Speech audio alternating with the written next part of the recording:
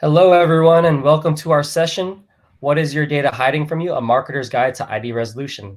My name is JC Quimbow, Marketing Manager at Treasure Data, where we serve over 400 customers globally with our enterprise customer data platform. I'd like to introduce today's presenter, Todd Colin. Todd Colin is the founder and managing partner at Blue Table Advisors, where he's spent more than 20 years working with brands, investors, and startups to define and sharpen their data and analytics ambitions, and to design and align data analytics and digital capabilities to fully realize the value potential of data-driven approaches to strategy, customer engagement, operations, and investing. For some quick housekeeping, an on-demand version of this webinar will be available after the presentation. Feel free to click and download the attachments below your screen. During the presentation, we will also have an interactive poll, so feel free to participate and cast your answers. And lastly, we'd love to hear from you. If you have any questions during or after the session, please submit them below and we'll do our best to answer them. All right, Todd, take it away. JC, thank you so much. It is a pleasure to be with you all here today. I'm very excited to be with all of you talking about identity resolution, which is a topic near and dear to my heart. A little bit more about me and why I might be the one talking to you today about identity resolution. I do care about it from multiple different perspectives. A long time ago, longer than I care to remember, I was a product manager at Axiom for an identity resolution product and spent a few years in the nitty-gritty of matching algorithms, splits and consolidations, multiple identifiers on the database side, and learned really how to be a product manager along the way as well. So started early. Later, I was chief data officer at Ogilvy and worked with clients, many clients, brands that we all know really well today, and came to understand the importance of rich and meaningful customer journeys across channels, which just doesn't work without the right amount of thought and intent and action around identity resolution. That includes building personas, designing the journeys, executing across different platforms and all that goes with that. Over the past few years, coming to understand even more about identity resolution in action and how critical it is to keep an up-to-date point of view on it as a marketing professional. Every use case doesn't require 100% resolved identities. There are multiple reasons for that we'll talk about, but every identity resolution approach must integrate as seamlessly as possible with data management and activation platforms, all of the parts that we work with on a day-to-day basis. And those are really the platforms and technologies that change most quickly. There's a regulatory environment that we're all aware of that we live in today. And that means that we all must keep this topic of identity resolution top of mind or undertake risk that we can't handle and really is just unnecessary. There are some ways to deal with that. And then finally, I've worked with dozens and dozens of companies over the years who have struggled with identity resolution. And I really want to help sincere and hardworking marketers like you translate your customer ambitions into meaningful, valuable experiences for your customers. I'm extremely passionate about this, and I'm with you on that journey as well. So with that, let's jump in. So today we're going to address four main elements around identity resolution, including what are some of good working definitions of identity resolution from some trusted sources in our industry. We're also going to talk about how identity resolution has evolved or not over time. I think there's some very interesting learnings that we can pick up from that brief history lesson that we'll have together. We will talk about three things that your data may be hiding from you right now, and finally, how to go about finding what that data might be hiding from you. Now, there are a few things that we won't be able to cover today. We just don't have time, and there are people way smarter than me for some of these topics, but just so you know, you may have some interest in these in the future. We're not going to do a technical deep dive on matching algorithms, as much as I would love to do that. There are people way better at that than me. You may have some specific questions about integrations of your current or contemplated identity resolution solution among different activation platforms or data management environments. Save those, get those to me or the Treasure Data team, and we'll certainly get those addressed in future sessions. We're not really going to talk about today how to construct your database or your customer data platform. There are configurations and requirements to that, as you know, and we'll definitely be able to address those at a later time. And finally, this session is really focused on consumers. I know, and we all know, that customer data platforms are increasingly being tasked with managing B2B data and entities and accounts and individuals within businesses. That is as an emerging use case. We won't cover that today, but I suspect that will be the topic of a future session if there is some interest.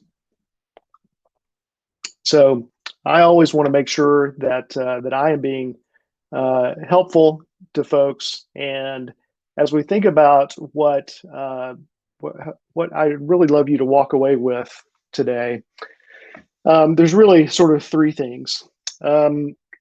Within those elements that we talked about, and within these pieces here, knowledge, planning, and action, when you leave here today, I'd love for you to walk away with these three things: a grasp of identity resolution concepts and definitions and where to go to find more, as well as a clearer view as to what can be possible with a solid approach to identity resolution.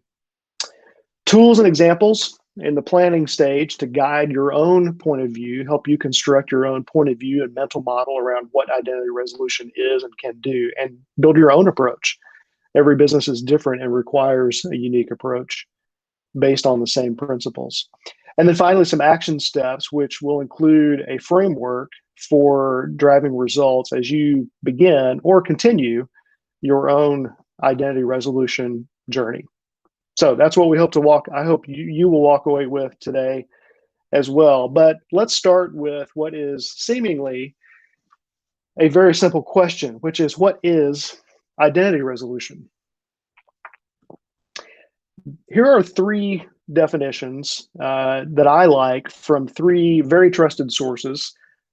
Some of you are probably from some of these companies today, and I have huge respect for Axiom and Gartner and Winterberry Group and others who have done a lot of work in this space with real clients and have faced these challenges. And so let's start with these definitions from these three organizations. So first, Axiom defines identity resolution as a macro view of identity data across touch points with a goal of accurate reference points on which up-to-date consumer identities can be determined. So as we're going through these, see if you can see some common themes, and then we'll talk about what those might be. Gartner defines identity resolution as the capability to resolve multiple labels for individuals into a single resolved identity and to analyze relationships among those resolved identities. Starting to see some common themes here. Winterberry Group, which has done a lot of work in this space with a lot of clients and partners, including Treasure Data, defines identity resolution as a step in the process of collecting and matching identifiers across devices and touchpoints to build a unified view of an individual customer or prospect that can then be used for segmentation and activation purposes. So, as a marketing professional who has spent some time wrestling with identity resolution for a couple of decades, I would pull a couple of observations from these definitions. First of all, these definitions don't disagree with one another. Axiom uses a phrase, a view of data. Gartner uses the term capability. Winterberry uses a phrase, a step in the process. I think all of these definitions acknowledge that there are multiple data sources. So there's not just one or even a couple of data sources that we're dealing with in identity resolution requirements. sessions. And that means that customer data natively exists in many different places in the organization. And I know I have dealt with, I don't know how many clients and how many data sources, and I'm sure you have as well, where we have customer data existing in all of those silos. Could be activation platforms, databases, loyalty apps, could be any number of things. We will get to that shortly. Another observation among these three definitions is that they all have the same concept or a very similar concept of an individual. So the entity here that is being resolved, the identity that's being resolved is implied to be an individual, a person, a customer, a consumer. And that individual or profile or persona is somehow maintained over time, which is interesting, and we will come back to this a little bit later. All of these definitions imply or acknowledge some level of activation. They're all asking the question inherently, what are you going to do with the resolved entity once it has been resolved? And there's also some idea here of connecting the dots or the data labels, as Axiom uses here as well. I'm sorry, Gartner uses the term labels. So let's take a look at what I think is also a really solid definition that sort of sums up those three, which are all really, really sharp in their own ways. I like this treasure data definition because it uses the same notion as well as some of the other definitions that we just talked about. It accounts for the idea that there are many data sources, so that's good. That is a reality that we all face every day. That those data sources need to be connected, or individual pieces of data need to be connected or pieced together as part of this process. There might be different types of data used to create a profile or to resolve an identity. And it's probably not that easy or obvious how to actually do this. So keeping those observations in mind, let me just read this definition and see how this sits with you as you're imagining your own challenges every day. Identity resolution acts as a digital detective, piecing together information from all of your data sources and connecting the dots between relationships that may not be obvious.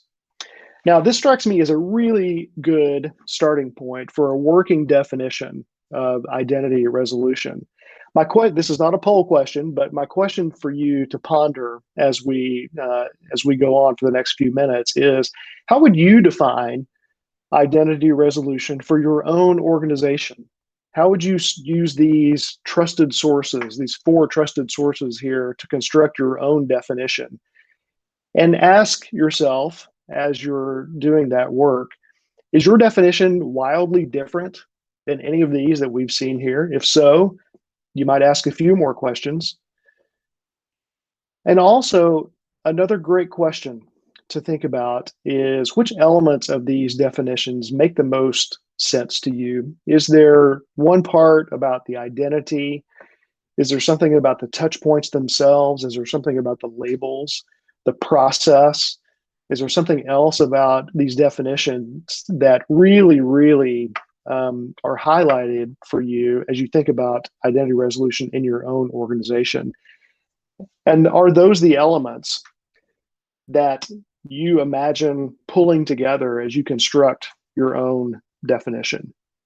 So let's dive just a little bit deeper and think about cohesive profiles. This is a treasure data graphic here, which I think really, really illustrates what we're talking about here. This is really a great way to think about a typical flow that most of us have seen or built, and certainly may be executing on in our own companies. From left to right here, we have multiple customer identifiers. And as we know, these usually depend on how a customer chooses to represent himself or herself to us as a brand.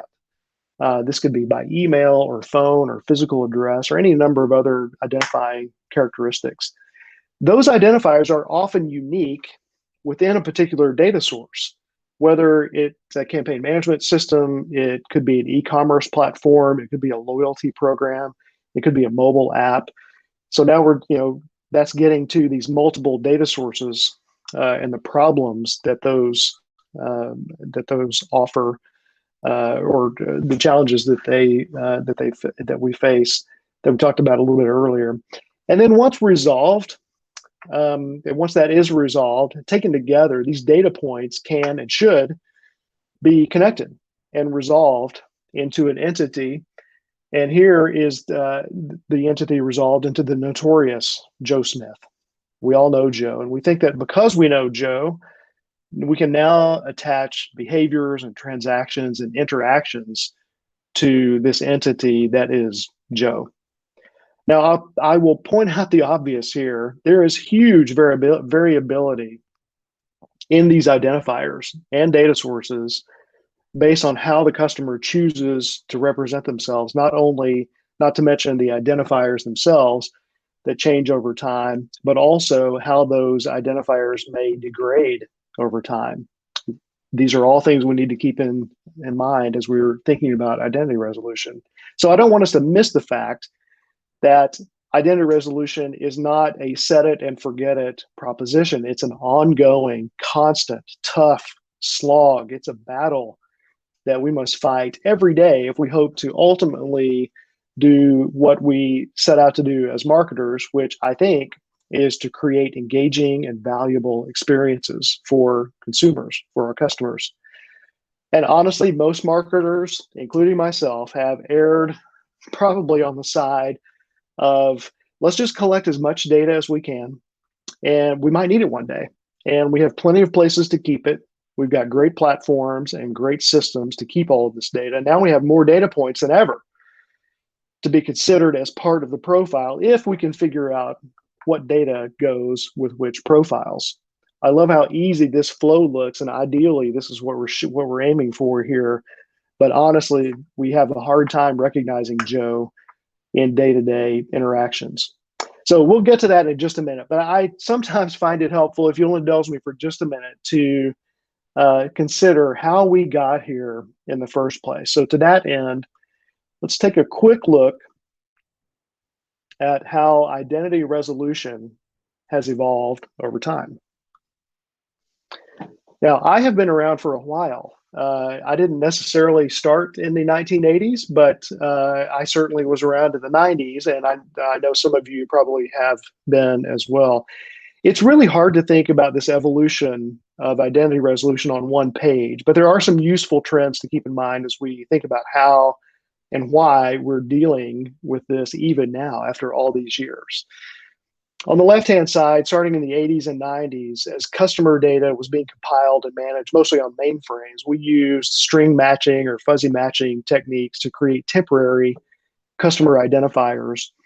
And that was driven mainly by a single outbound marketing channel, which was direct mail. And as we all know, as a defining characteristic, that approach was inconsistent at best, certainly among different brands, and produced different kinds of segmentation systems and direct marketing techniques. An individual consumer sitting at her home address might have been bewildered to be receiving the credit card offers and catalogs and direct marketing offers she saw on a daily basis, sometimes as if they were intended for someone else.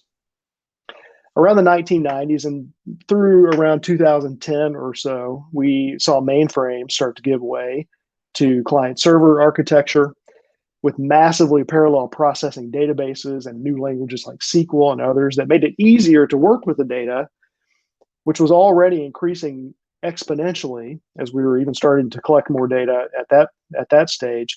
Some companies like Axiom, where I came from, began to develop what came to be known as persistent IDs, meaning that a unique to the individual or household identifier was created and used to propagate different databases so that an individual could be known and engaged with according to a more consumer-centric strategy. Really the first time we started to be able to interact with individuals both ways. And the biggest sea change in this era was the proliferation of channels. I remember the first time I worked on a client services team where we were able to identify a call center inquiry based on phone number, a reverse lookup on that phone number to pull the profile. We pulled a lifetime value score and a few info-based elements, and then kicked off an automated script back to the call center agent to save the customer. And believe me, this was rocket science in 2003 or so. But what really defined this period, I would say, in my experience, was consistency, at least in the approach or the ambition, if not the execution. Most big companies employed this process of creating a new and unique identifier in a consistent way so that other elements could be used to shape the customer experience, like that call center example I just used. It was limited given the number and types of channels, but consistent nonetheless.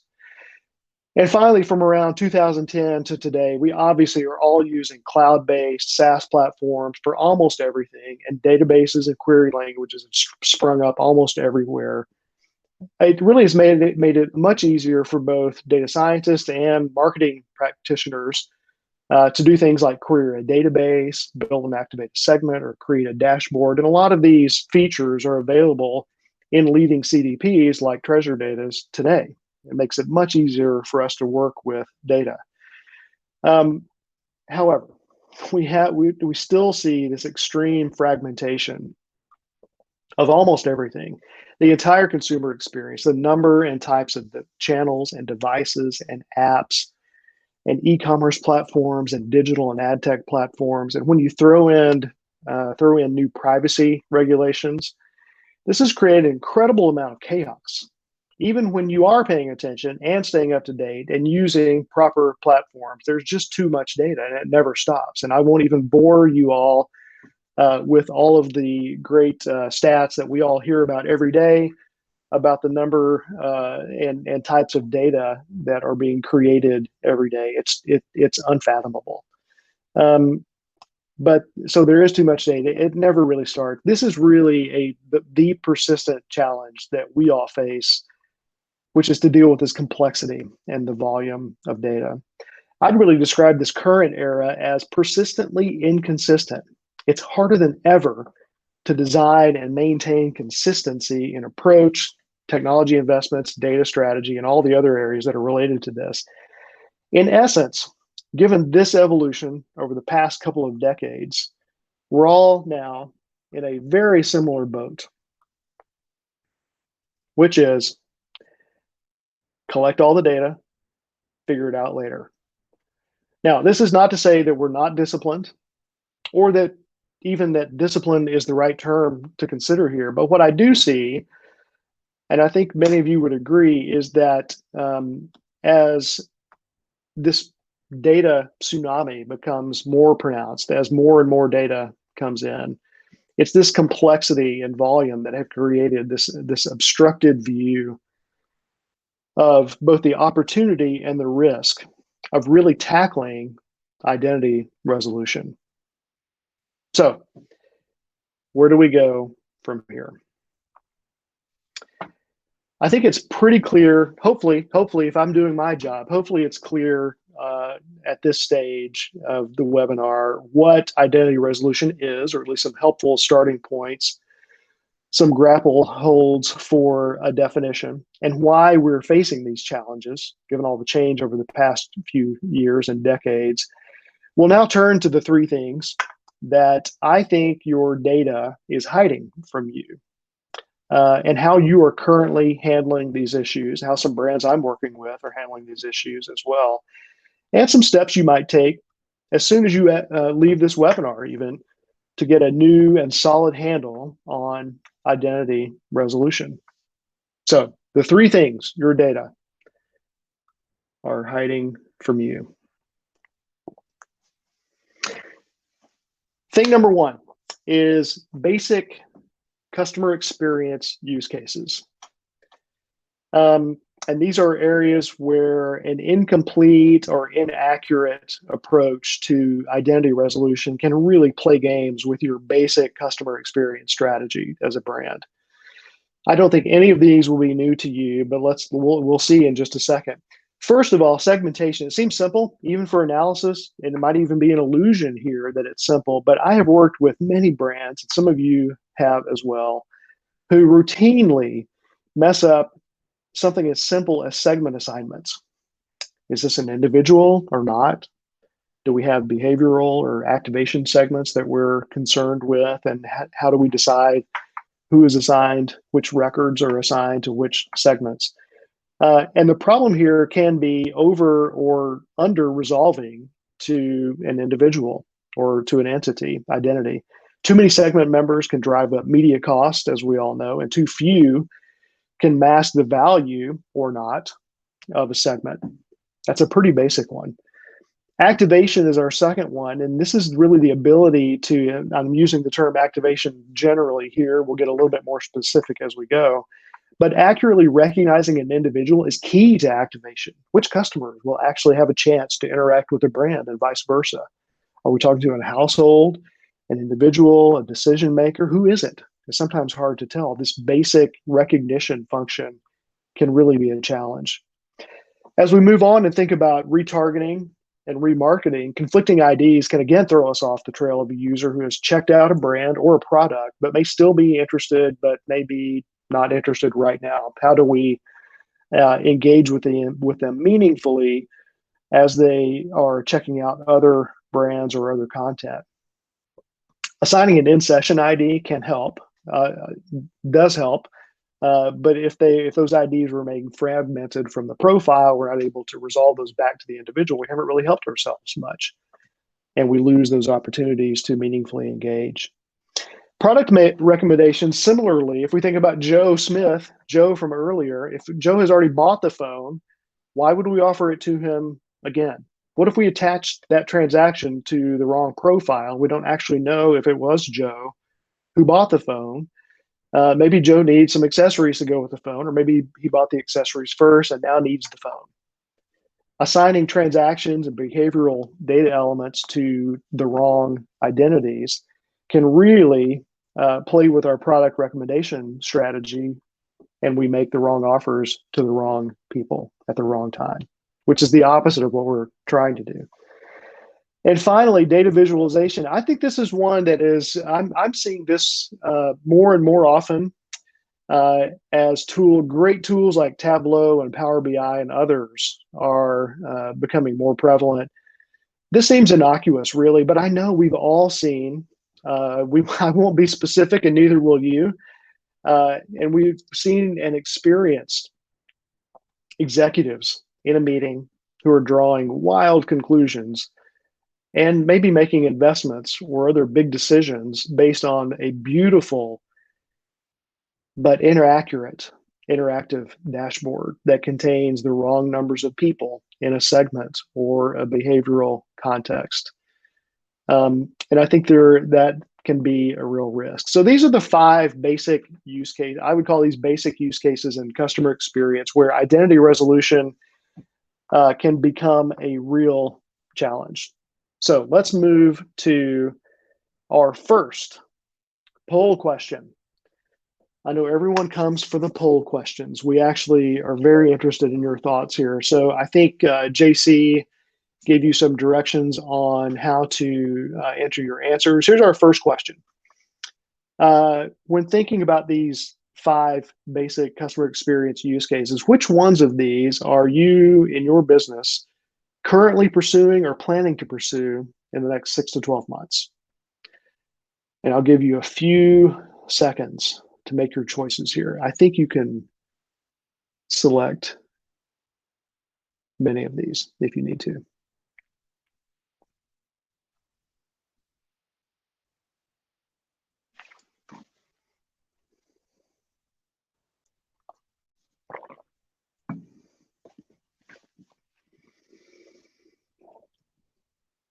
Okay.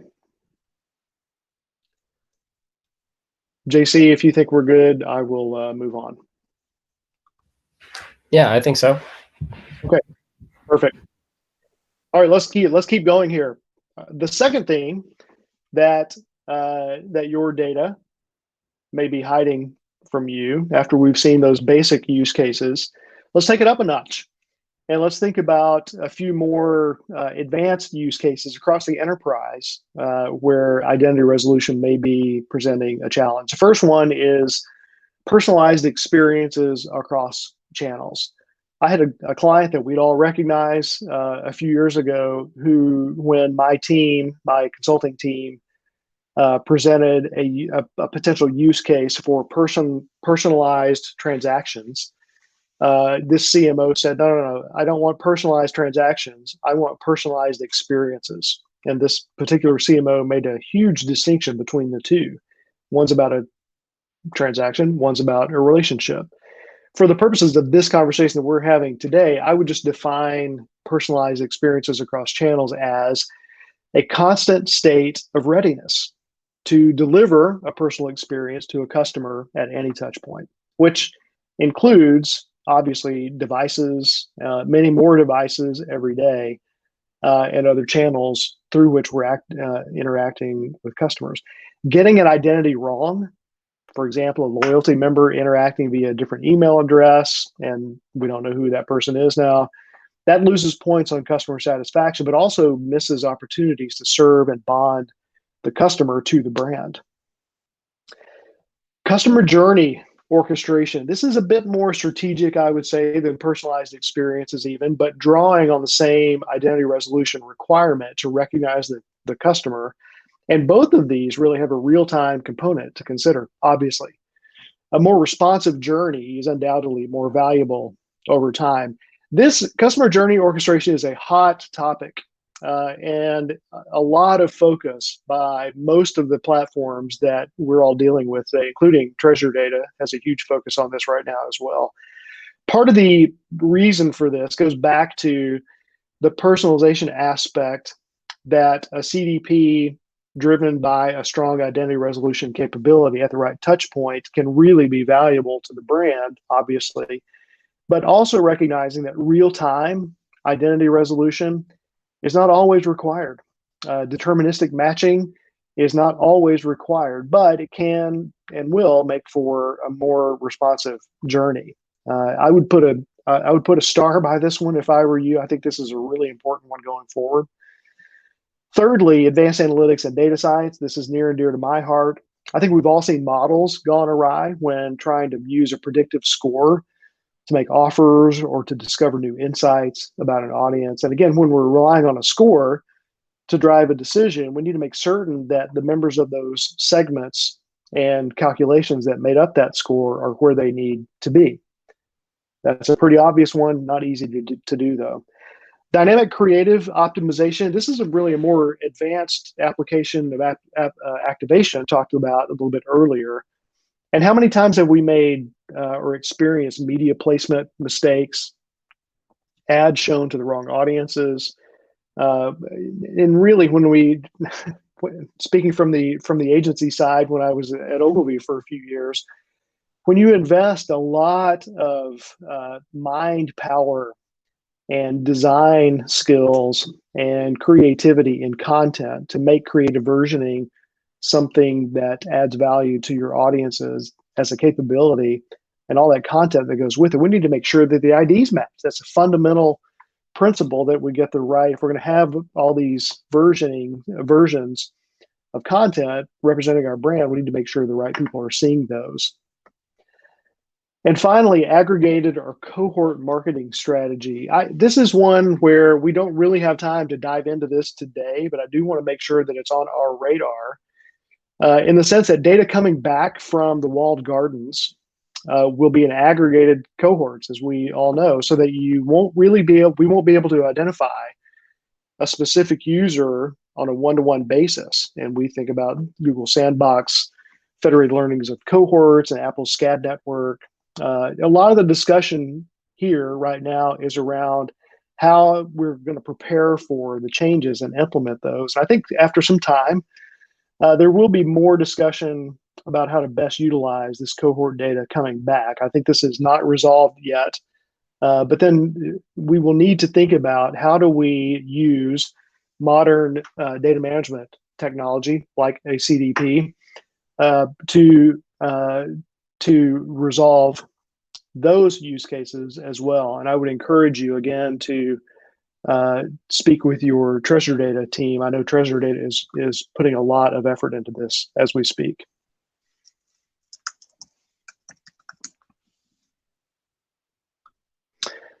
All right.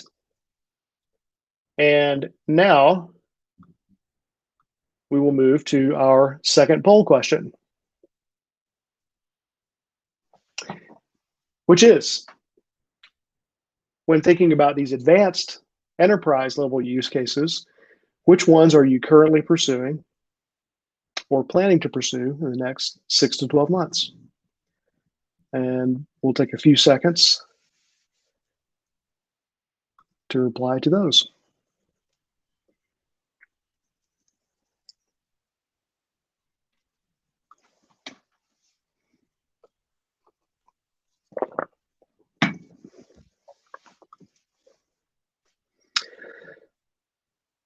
Okay, let's keep moving.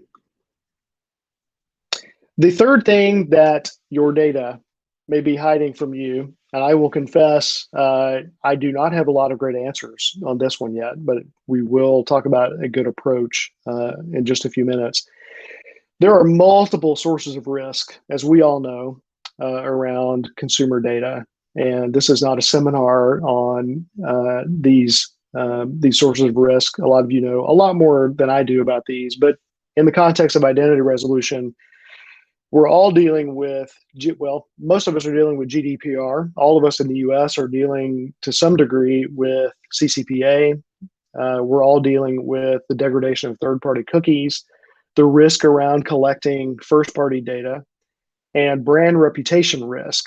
It would take 10 more pages probably to properly place all of the identity resolution challenges around these categories of risk. Here's what I would say. There's a lot of ways to mess up here.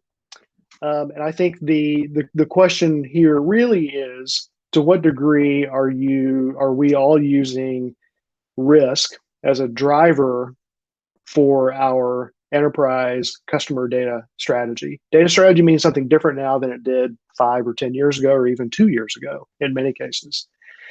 So we'll quickly move to the poll question here, poll question 3, which is, how would you rate your current risk and response regarding identity resolution around those areas of risk that we just talked about? Is it your environment, your company, the market you're serving is high risk, and you have already created a strong response to that risk? Again, keeping in mind those 5 risk factors we talked about a minute ago. Is your environment high risk, but you have a weak or no response yet to that risk in terms of a strategy? Or are you in a low risk environment and therefore no response is required currently? Give you a couple of seconds on that one.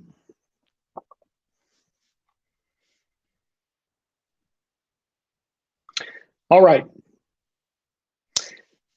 So I would say one company I work with has what I think is an excellent mantra here when it comes to first-party data strategy, which is owned data in owned channels. It's very simple.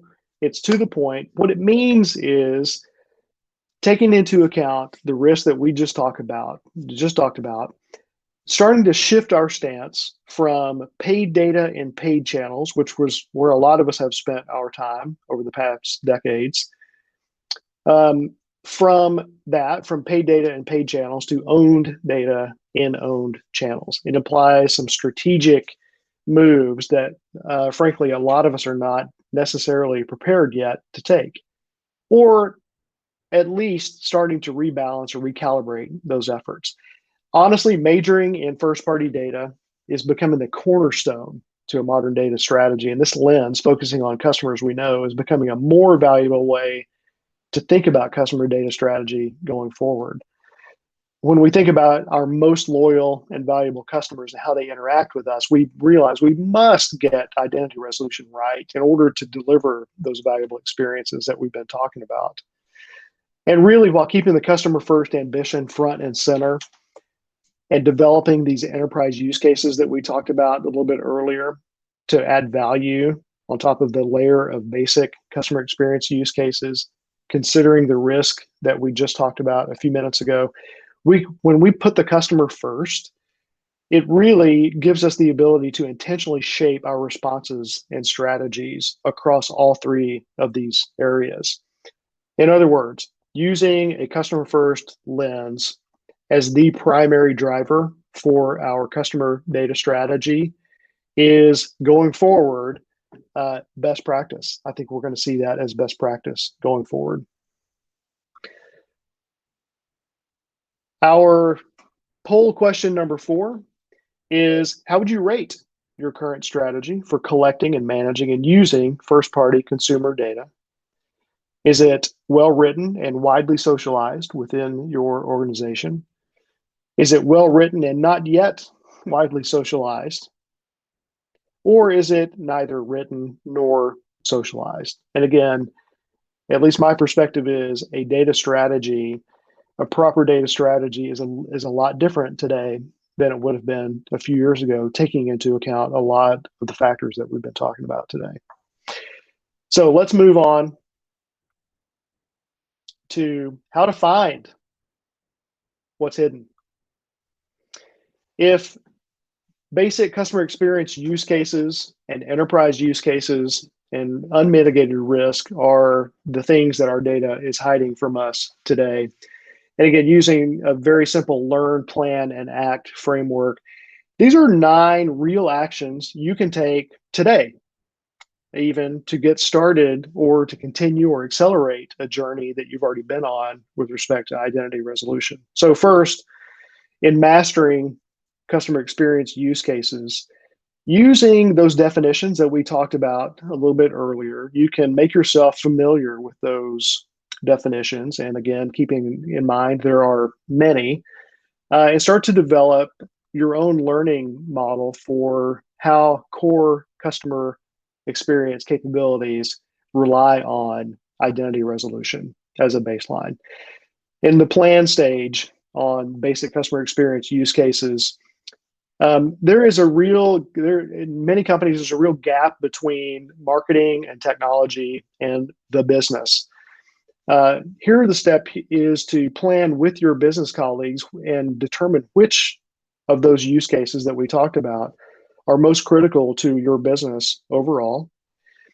And then the action step here is to prioritize those use cases. Just use a basic value and level of effort filter, put those on a chart, and begin to activate on those with your current tech stacks.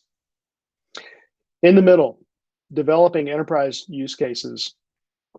Again, there are many of those use cases that we talked about have enterprise-wide implications far beyond marketing and advertising. Get a handle on those business objectives and understand, again, how identity resolution drives those business objectives, which may be a little bit different than the ones in the first column around customer experience.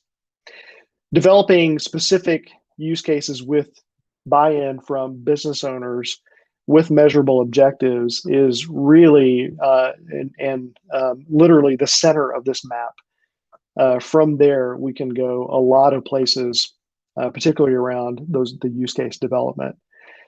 And this is a tangible step I would encourage us all to make. I've done this with Treasure Data, with real clients in the past few years. The professional services teams and the solution engineers at Treasure Data are really, really good at helping clients envision and craft real use cases with real identity resolution requirements. Finally, on mitigating risks, it's really important to understand and assess your risk when it comes to customer data and be very clear and explicit about those risks. Next, draft and validate your enterprise data strategy as soon as possible. Use some of those tools that we just talked about to get a handle on those and express those clearly. Finally, again, working with the treasure data team to configure your CDP or identity resolution capabilities, addressing that risk explicitly and specifically as we go. So with that, I will, I think hopefully we have time for a few questions. JC, I may loop you back in here to help me make sure I stay on task. Yeah, no, thank you, Todd. That was a great, insightful presentation. We'll take some questions from the audience now, and again, thank you for everyone who participated in the poll. So here's our first question: is identity resolution a point solution, either built in-house or leveraging offers from like LiveRamp, or in your view, should it be a part of a full CDP platform selection and implementation? That is such a great question. And it sounds like it's coming from someone who may be facing this challenge as we speak. I would say it goes back to, let's see if I can go back to our action slide here. It's a great question in the sense that it drives us back to the use case. And I think the other dimension to think about here is there a real requirement for, think about this in two dimensions to maybe oversimplify it, probabilistic or fuzzy matching or deterministic. And I think probably if you signed into this seminar, you probably know what those terms mean.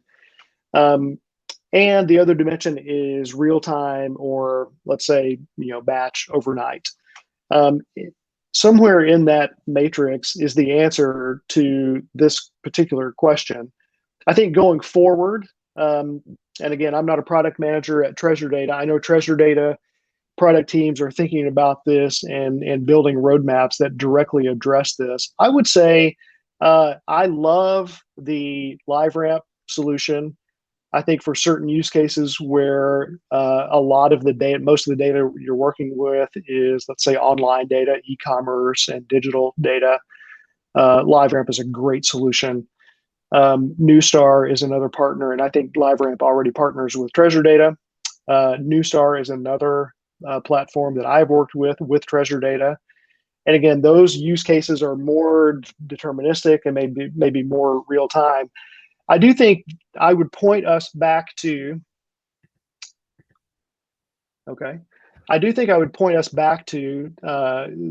question here to the Treasure Data team, your Treasure Data team. I've worked with many of those teams in building very specific requirements for identity resolution inside or alongside the Treasure Data platform. I think if you check this space later in the coming weeks and months, I think there will be even more offered on the Treasure Data side. But again, I think it depends on the use case, but hopefully that's helpful. Yeah, good answer. Thank you. So we got another one. What types of data are most important for resolving identities? Oh, that's a great one. I think the prevailing thought that I hear most often is that contact information is the most important type of data for constructing an identity. And certainly we saw Joe Smith a little bit earlier as well. And certainly I think that's probably most common. I think more brands I'm working with are starting to consider other types of data, let's say transaction data, behavioral data, data within and across devices and channels as candidates for a more fuzzy or probabilistic matching that's good enough to as inputs to craft a particular experience. Now, I don't think that probably would work very well in a loyalty platform or for personalized offers necessarily. But I think that's probably where I'm seeing a lot of the heat and interest is around how can we quickly construct a profile using the data that we have, even if that may not lead us to a fully resolved entity or identity. Okay, great. And then let's take one more. So what's the best way to develop the CX or customer experience and enterprise use cases? Oh, that's a great question. I like we're on a treasure data webinar here, so I'll definitely say the treasure data process for the use case templates that I have used with treasure data and with clients is a great way to get started, as opposed to making up your own. And again, the huge advantage here is that treasure data has already served so many clients through those exact use cases. I didn't even make up those use cases. I worked pretty hard over the past few weeks to make sure those reflected what we're seeing. So obviously you get into best practices and benchmarking if you use those use cases that treasure data has formatted in its own templates, as well as results. I've seen any number of times bringing a use case or a business objective to a treasure data services team and being able to fully develop it with the right KPIs and OKRs, objectives and key results related to that particular use case. That can be of huge value to your business colleagues who may not know exactly what a use case is. I would say, again, start with treasure data and make it your own from there. Great question. Okay, we can try and squeeze in one more, but hopefully we don't get cut off.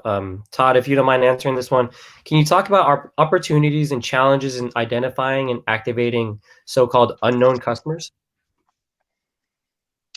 Oh, these are some great questions. I think the answer is longer. I would say the high level answer, if you'll forgive me, is and maybe the question behind the question is, do I need a CDP and a DMP? I have personally been involved in building and activating both of those kinds of platforms. I think it's unknown entity, unknown identities. I think we should, pardon me, I think we should do as much as we can to resolve to an entity with an unknown user, unknown visitor, using the data we have and doing it as carefully and in a way that is mitigating some of those risks that we talked about as much as we possibly can. Again, with the effort to create a meaningful experience. And sometimes, in my experience, we just can't get there. And it is now becoming, obviously more risky to do that as well. So anonymous to known is something that we used to do routinely back in the old days, like a year ago.